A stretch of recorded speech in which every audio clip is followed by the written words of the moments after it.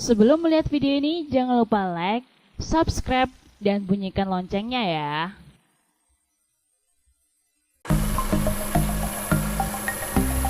Sekarang saya sudah memasuki wilayah Kecamatan Metos.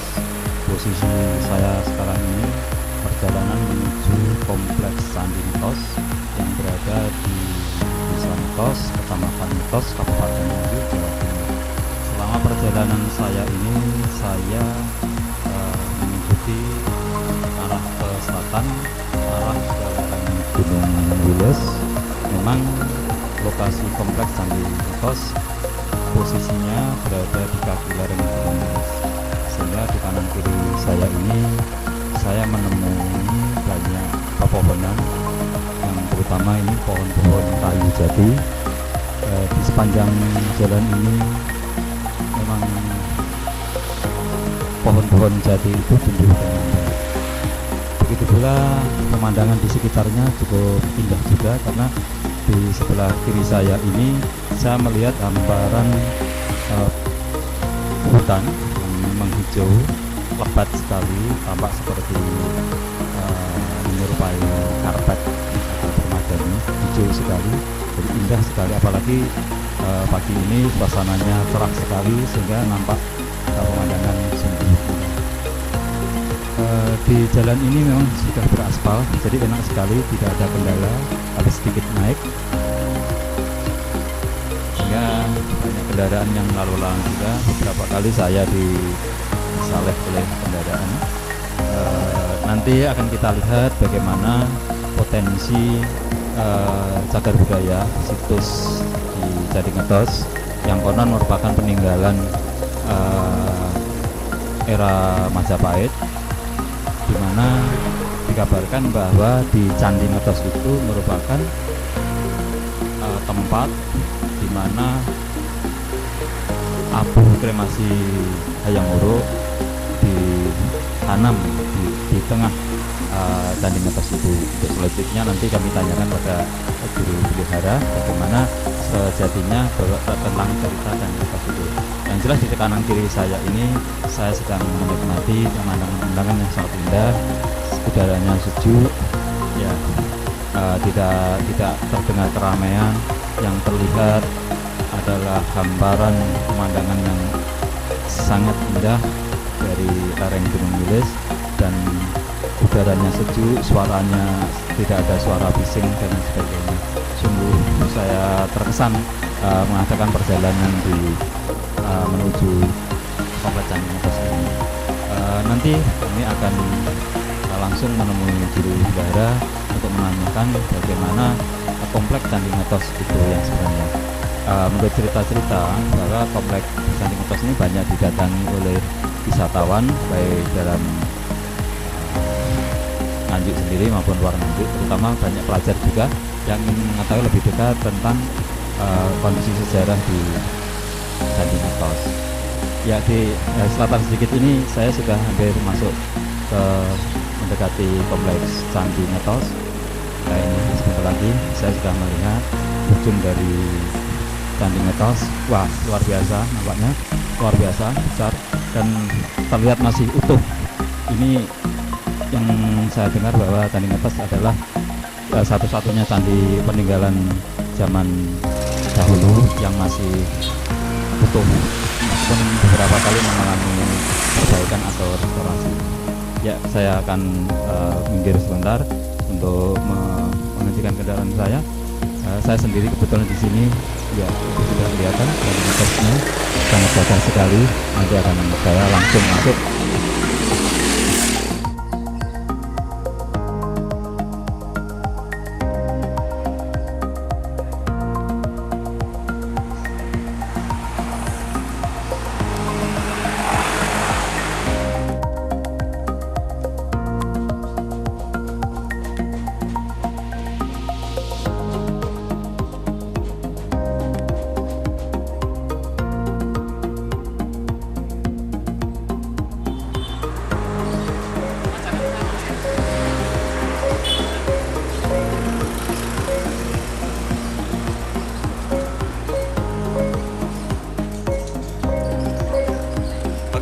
Assalamualaikum warahmatullahi wabarakatuh. Bismillahirrahmanirrahim.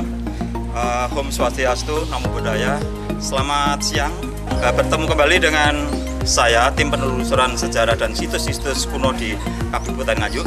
Saya sekarang sedang berada di Kompleks Candi Ngetos, Kecamatan Ngetos, Kabupaten Nganjuk, Jawa Timur.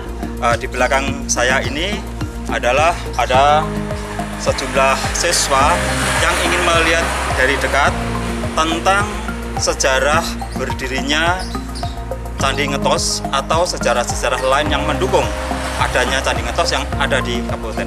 Candi Ngetos ini adalah salah satu bukti bahwa situs cagar budaya yang ada di Kabupaten Nganjuk masih kategori utuh.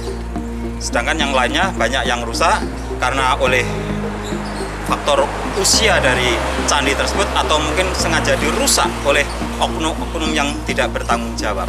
Di Candi Ngetos ini konon merupakan peninggalan dari masa-masa kerajaan Majapahit. Di candi ini dikabarkan juga merupakan pendarmaan dari abu kremasi Hayam Wuruk yang ditempatkan di tengah candi ini. Sedangkan di belakang ini adalah para siswa dari SMP 17 Lojeret yang ingin melihat dari dekat bagaimana kondisi atau sejarah atau situs-situs yang masih ada di Kabupaten Nganjuk. Untuk nanti selengkapnya akan kami tanyakan kepada juru pelihara langsung yang secara turun-temurun juru pelihara ini telah memelihara situs Candi Ngetos ini. Saya ingin menyampaikan kepada pemerintah daerah Kabupaten Nganjuk, terutama Pak Bupati, anggota Dewan, Kepala Dinas Pendidikan dan Pariwisata, untuk menyelamatkan situs-situs yang ada di Kabupaten Nganjuk seyogianya libatkan para siswa. Jadi libatkan para siswa sebelum siswa ini pergi keluar daerah untuk melakukan kegiatan semisal adalah study tour. Alangkah baiknya diberi tanggung jawab dulu, diberi pembelajaran dulu tentang situs-situs yang ada di Kabupaten Nganjuk. Ditanggung bahwa situs-situs yang ada di Kabupaten Nganjuk ini mempunyai nilai sejarah yang sangat tinggi sehingga sangat cocok untuk pembelajaran tentang sejarah kepurbakalaan yang ada di Kabupaten Nganjuk. Demikian kita lanjutkan perjalanan penelusuran sejarah dan situs-situs yang ada di Kabupaten Nganjuk. Mari.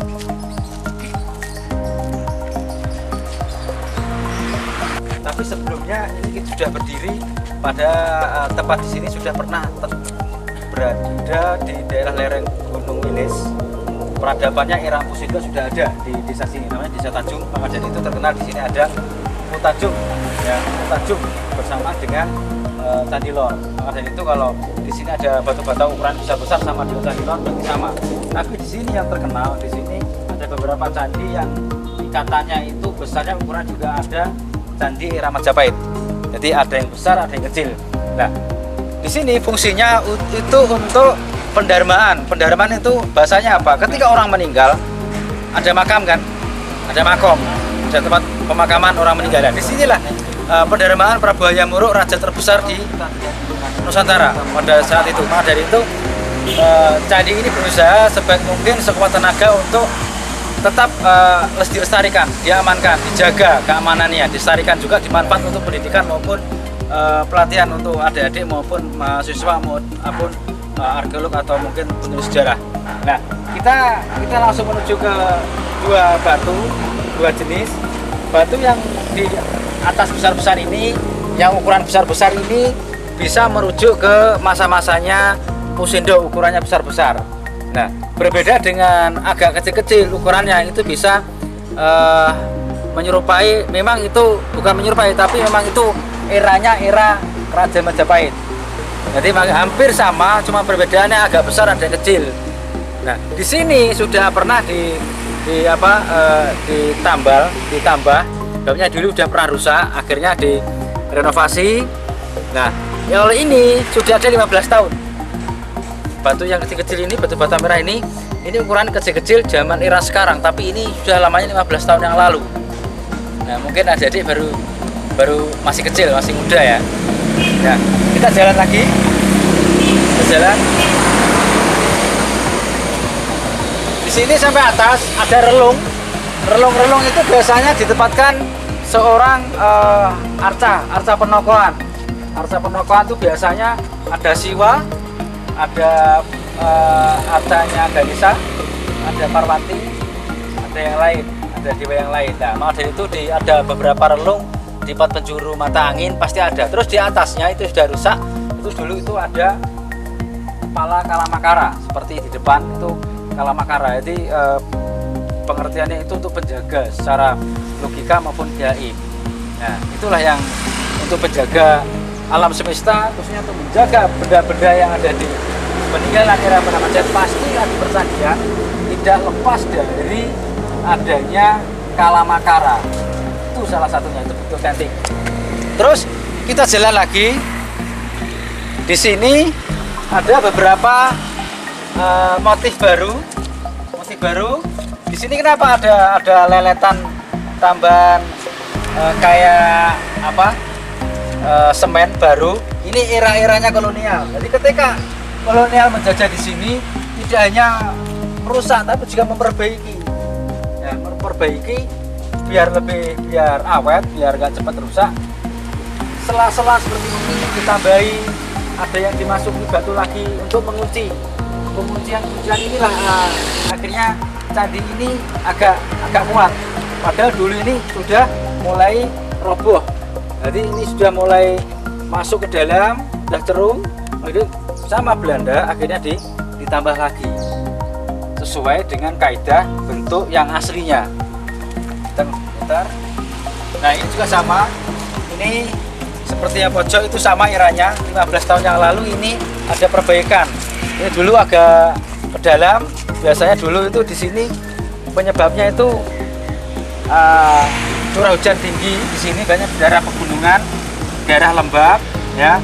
Tanah juga agak basah. Pada itu kalau udah lembab berpengaruh di batu bata merah, cepat rusak, haus.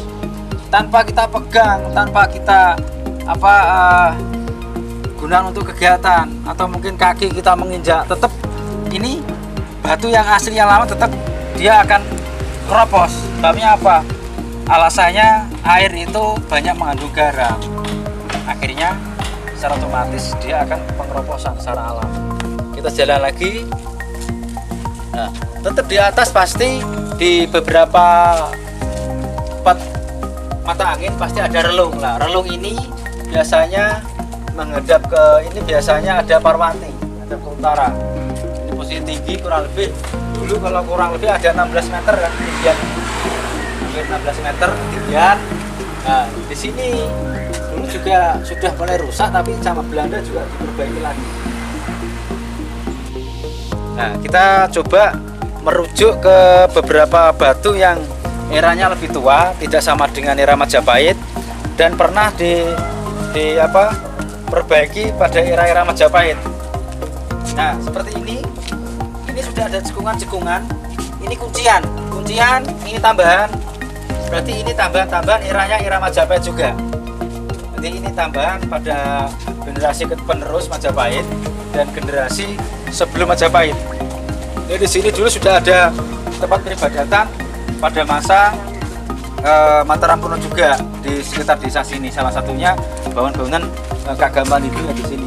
Nah, yang jelas kita di Hindu itu pakemnya, dasar utamanya yaitu pintu masuk untuk tempat acara ritual di ruangan bilik di dalam itu menghadapnya ke barat.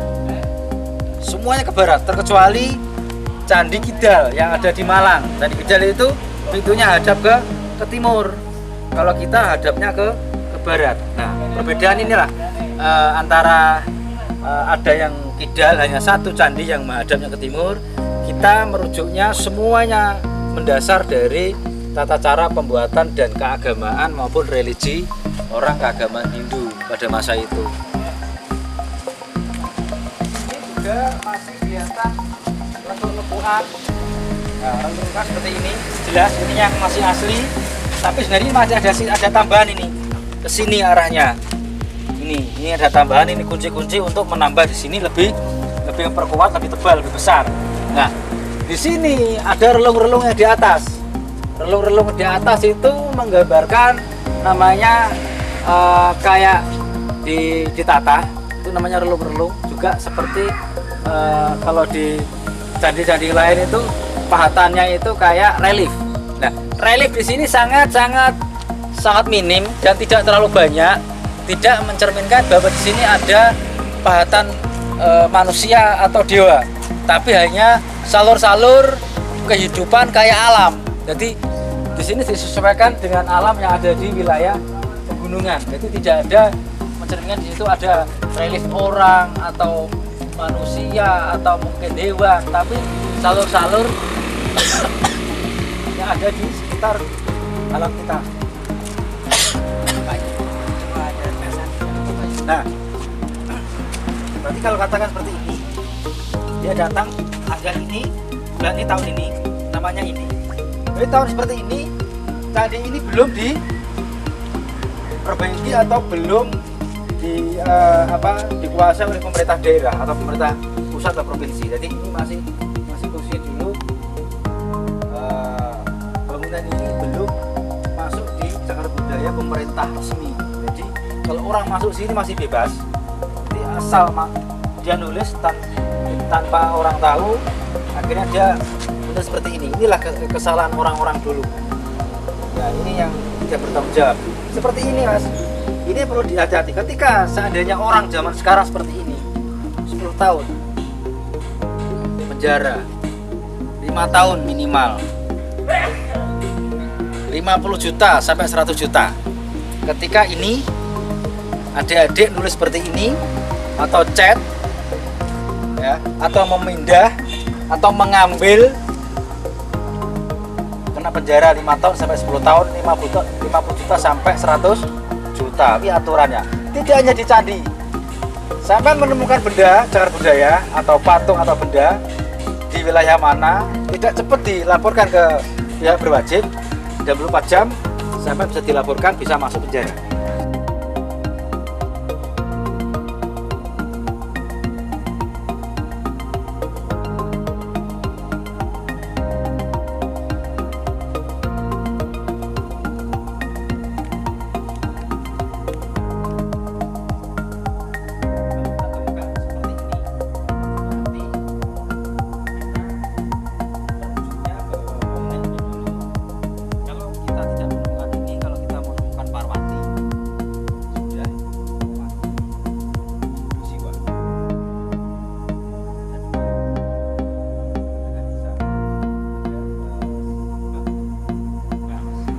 Dari SMP 17 Locaret, Pak. Tujuannya ke sini untuk apa? Saya ingin mengetahui sejarah tentang Candi Ngetos ini, Pak. Sebelumnya sudah pernah tahu? Belum, Pak, belum pernah ke sini. Tadi yang didapatkan dari penjelasan juru pelihara apa? Ya, tentang awal mula bangunan, lama berdirinya, dan juga tentang sejarahnya. Ini kalau dikaitkan dengan pelajaran sekolah seperti apa, Mas? Seperti pelajaran IPS, Pak. Mas sebelumnya sudah pernah mengenal tentang Candi Ngetos? Candi Ngetos baru sekali ini, Pak, saya sih. Tapi sudah pernah dengar? Sudah pernah. Tapi belum pernah melihat dari dekat. Iya. Bagaimana Mas perasaannya setelah melihat dari dekat tentang Candi Ngetos? Ya, alhamdulillah sudah tahu tentang sejarahnya Candi Ngetos ini, jadi lebih luas pengetahuannya, Pak. Mas selain Candi Ngetos pernah mendatangi candi mana saja? Candi Lor, Pak. Candi Lor. Di mana itu? Di Candi di Locaret. Selain itu ada? Juga ada, Pak. Oke.